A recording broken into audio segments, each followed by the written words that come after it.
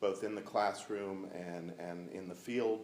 And so, I question, I hate to bring it, I hate to question other programs, but I do sometimes question the quality of a program when it's just sort of thrown together by historians who normally wouldn't have invested in it at all, except suddenly we have to figure out ways to get students jobs, right? And this is the easy way to do it.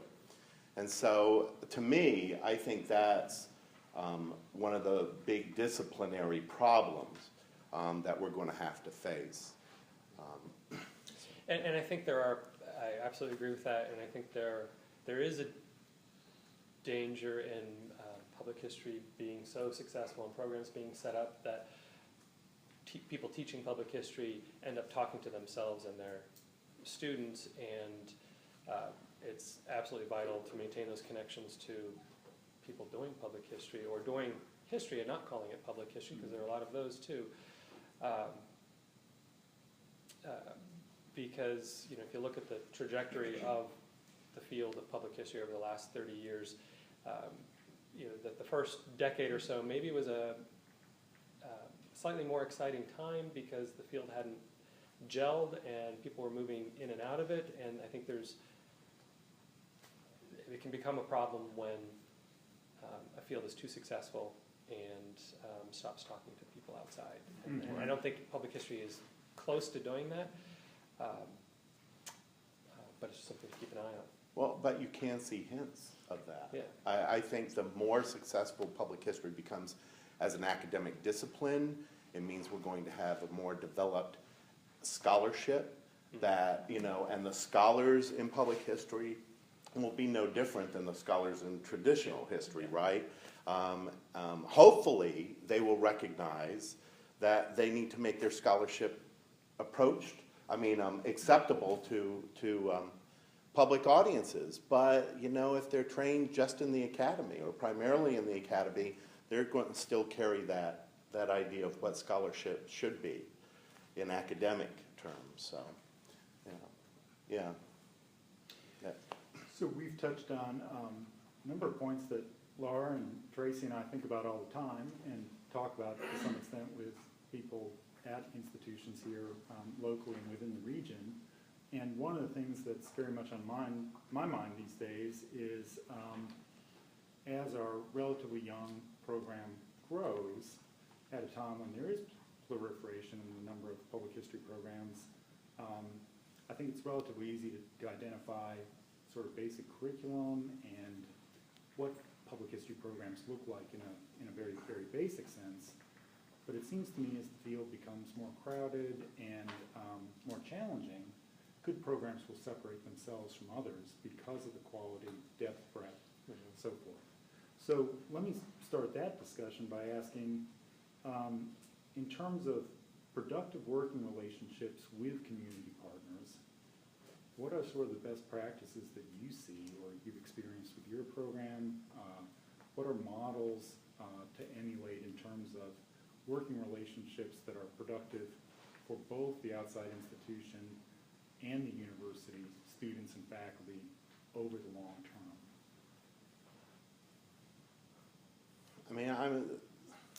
I run a program that has a lot of partnerships, but I'm sort of at a loss in answering this question because I inherited this program.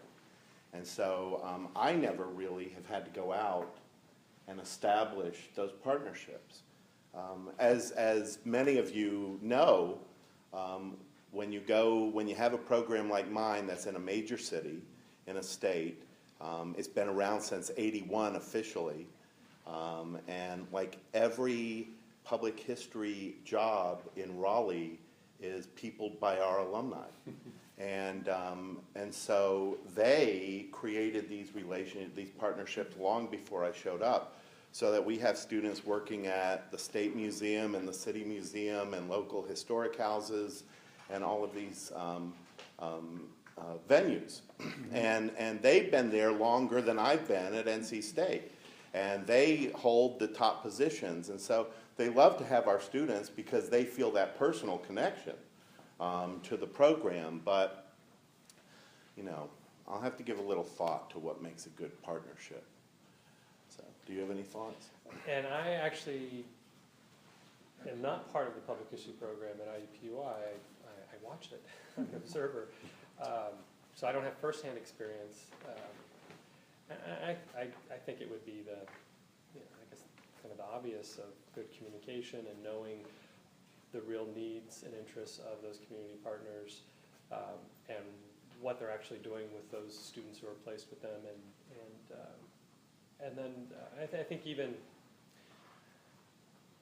where I thought you were going with the question was, what makes a good public history program? And I think the answer is going to be, has always been different, and it's going to become more diversified over time, and it really depends what part of the country you're in. What are you in a big city? Are you, who are the nearby partners that you're working with?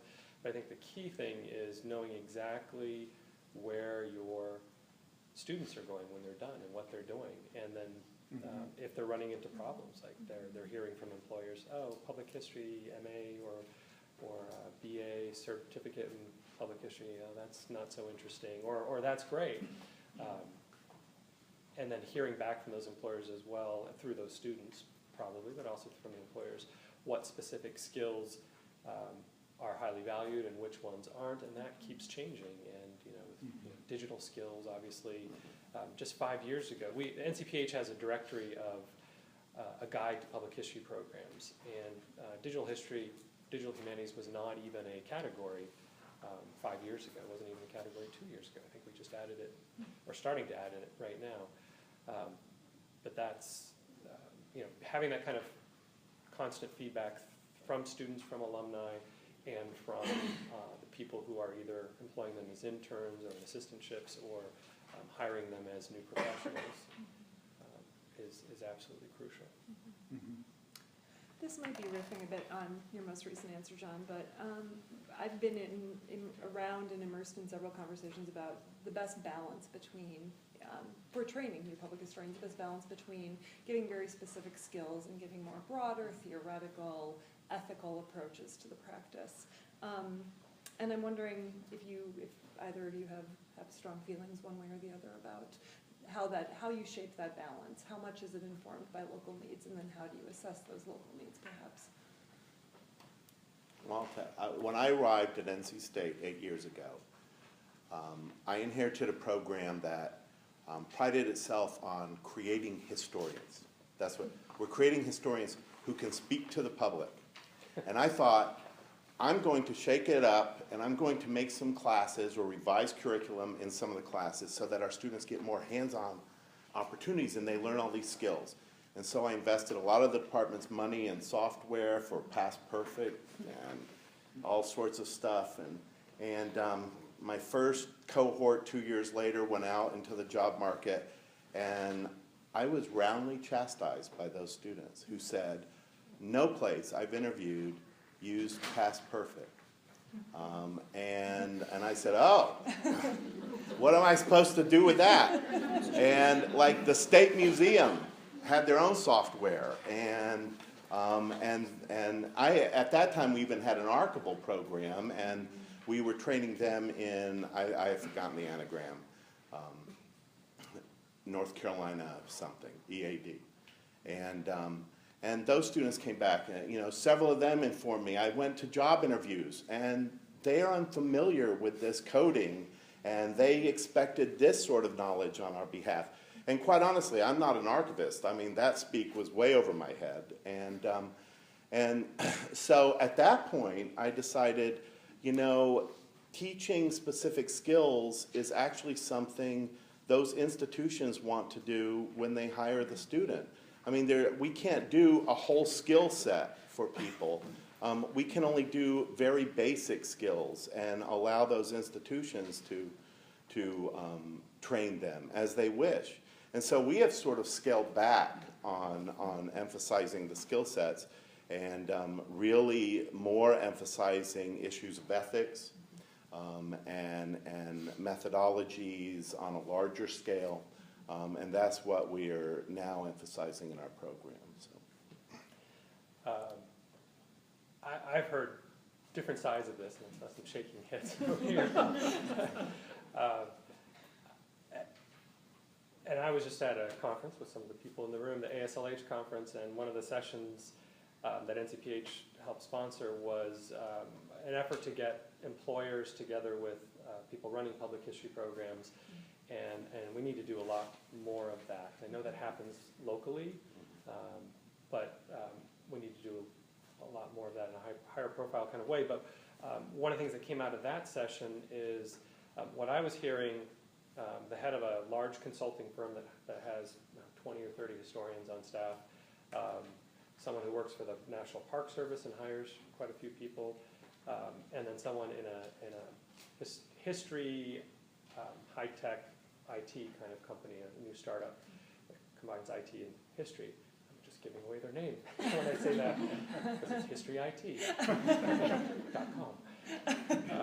And all three of them, I thought, were saying kind of this, some of you guys might have been in the room and heard different things, but I thought it boiled down to, they want good employees. They want people who are creative, who are adaptable, who are ethical, who are flexible, who know how to work collaboratively, who are good communicators, who are good writers, who are strong thinkers.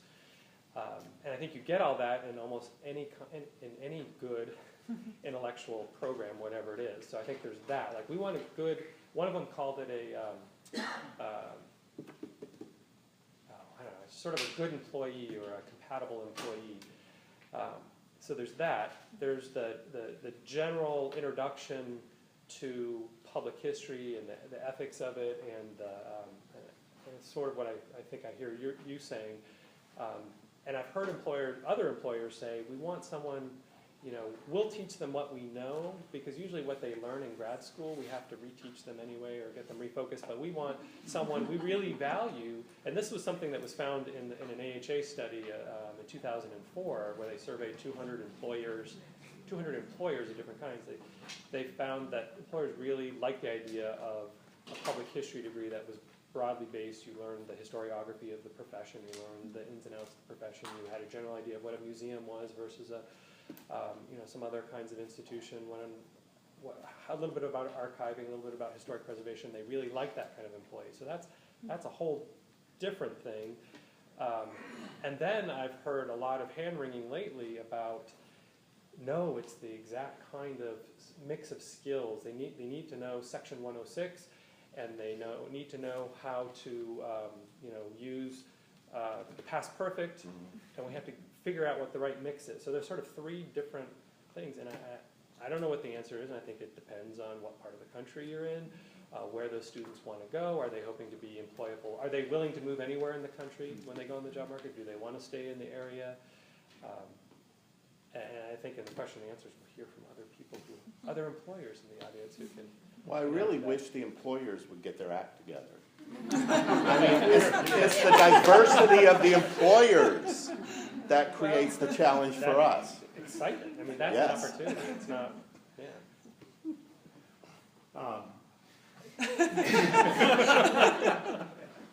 Let me ask this. While we're talking about employment, employers, employment opportunities, it seems to me that public history has traditionally been about museums, historical sites, historical interpretation. Historic preservation is a particular category of activity.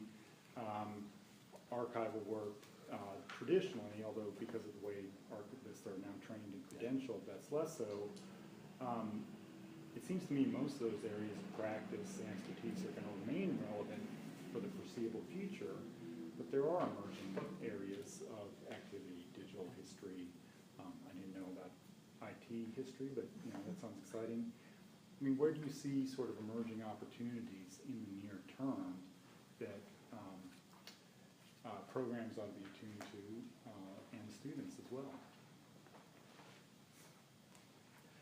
Go ahead.